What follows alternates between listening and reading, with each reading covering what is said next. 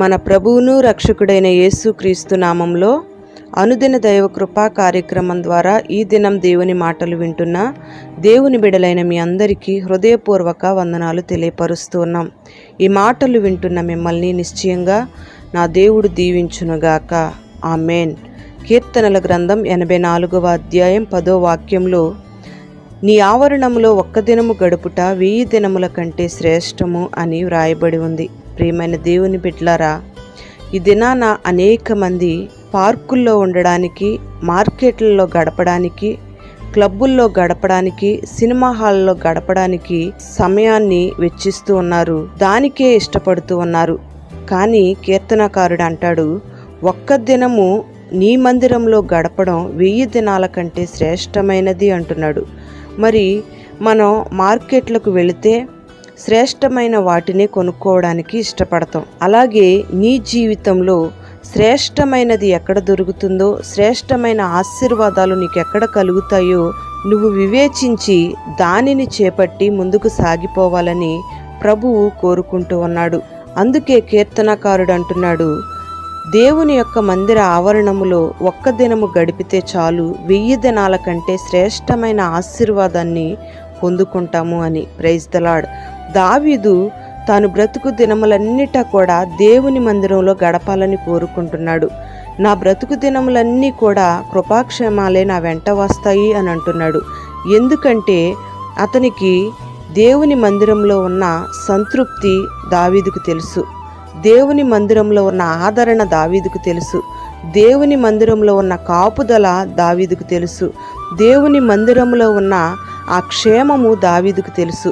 దేవుని మందిరములో ఉన్న ఆశీర్వాదాలు, మేలులు దావీదుకు తెలుసు. అందుకే దావీదు దేవుని మందిరంలో గడపాలని కోరుకుంటూ ఉన్నాడు. అంతేకాకుండా దేవునికి ఒక మందిరాన్ని కట్టాలని నిర్ణయించుకున్నాడు. అయితే దావీదు కుమారుడైన సొలొమోనుతో ఆ మందిరం కట్టబడింది. దేవుని మందిరం పైన దేవుని కనుదృష్టి నిలిచి ఉంటుందని మనమందరం కూడా గుర్తుపెట్టుకోవాలి. దేవుని యొక్క సన్నిధి విలువను మనం రుచిచూచి ఎరగాలి. దేవుని సన్నిధిలో చేసే ప్రార్థనలను ఖచ్చితంగా ఆయన ఆలకిస్తాడు. దేవుని మందిరంలో ఎంతటి భయంకరమైన పాపినైనా దేవుడు క్షమిస్తాడు. ఎంతమంది ఎన్ని సమస్యలతో వచ్చి మొరపెట్టినా వారి కట్ల నుంచి, వారి బంధకాల నుంచి, వారి సమస్యల నుంచి, వారి శోధనల నుంచి దేవుని సన్నిధిలో చేసిన ప్రార్థన ద్వారా వారిని విడిపించి వారికి గొప్ప దీవెన కలుగు చేస్తాడు. మరి దేవుని యొక్క మందిరాన్ని శ్రేష్టమైనదిగా ఎంచుకుంటూ క్రమంగా యేసయ్యను నువ్వు ఆరాధిస్తున్నావా, లేక నిర్లక్ష్యంగా వ్యవహరిస్తూ ఉన్నావా? దేవుని మందిరంలో అడుగుపెట్టి నీవు మేలులు అనుభవిస్తావే గాని కీడును ఏమాత్రం అనుభవించవు. దేవుని మందిరంలో అడుగుపెట్టి ప్రభువును ఆరాధన చేస్తే నీకు ఆశీర్వాదం కలుగుతుంది. నీ మీద ఉన్న శాపమంతా కూడా కొట్టివేయబడుతుంది. Praise the Lord. ప్రియ దేవుని బిడ్డలారా, హన్నాని మనం జ్ఞాపకం చేసుకుంటే, హన్నాకు సంతానం లేకపోవడం వల్ల ఎక్కడ ఆమెకు సంతానం కలుగుతుందో, ఎక్కడ శ్రేష్టమైన ఆశీర్వాదాన్ని ఆమె పొందుకుంటుందో గ్రహించింది. అందుకే మనోదుఖం కలిగి దేవుని మందిరంలో అడుగుపెట్టి ప్రార్థన చేసింది. వెనువెంటనే ఆమె దుఃఖమంతా కూడా తుడిచివేయబడింది.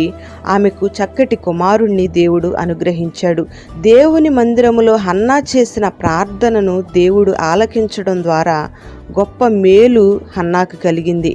అంతేకాకుండా హన్నాకు పుట్టిన కుమారుడైన సమూయేలు కీర్తి ఇశ్రాయేలు దేశమంతటా కూడా వ్యాపించేటట్లుగా దేవుడు చేశాడు. ప్రియమైన దేవుని బిడ్డలారా, దేవుని యొక్క మందిరాన్ని ప్రేమిస్తూ, దేవుని సేవను ప్రోత్సహిస్తూ, ఆయన్ను ఆరాధిస్తూ సాగిపోయే వాళ్ళు గొప్ప సమృద్ధిని, 1000 దినాల శ్రేష్టమైన ఆశీర్వాదాన్ని, సంతృప్తిని ఖచ్చితంగా అనుభవిస్తారు.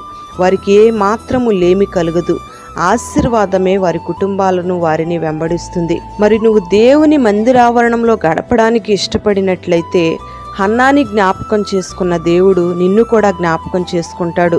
నీకు పుట్టిన కుమారులు, నీకు పుట్టిన బిడ్డలను దేవుడు బహుగా దీవిస్తాడు. నీ దుఃఖమంతటిని కూడా తుడిచివేసి నీ దుఃఖాన్ని సంతోషంగా దేవుడు మారుస్తాడు.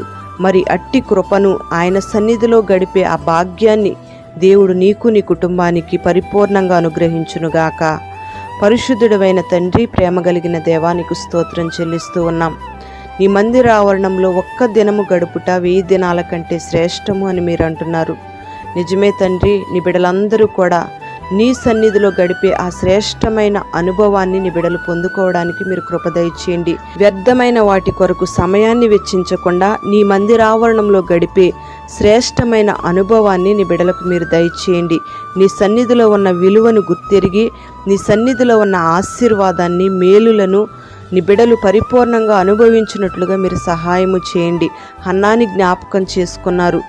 ఆ రీతిగా నీ సన్నిధిలో నీ బిడ్డలు ఏ సమస్యలతో అడుగుపెట్టి మొరపెడుతున్నా సమస్యలపై విడుదల కలుగు చేసి ఒక గొప్ప విజయాన్ని నీ బిడ్డలకు మీరు దయచేసి మహిమ, ఘనత, ప్రభావాలు మీరు పొందుకొనమని యేసు పేరట వేడుచు ఉన్నాము తండ్రి. ఆమేన్.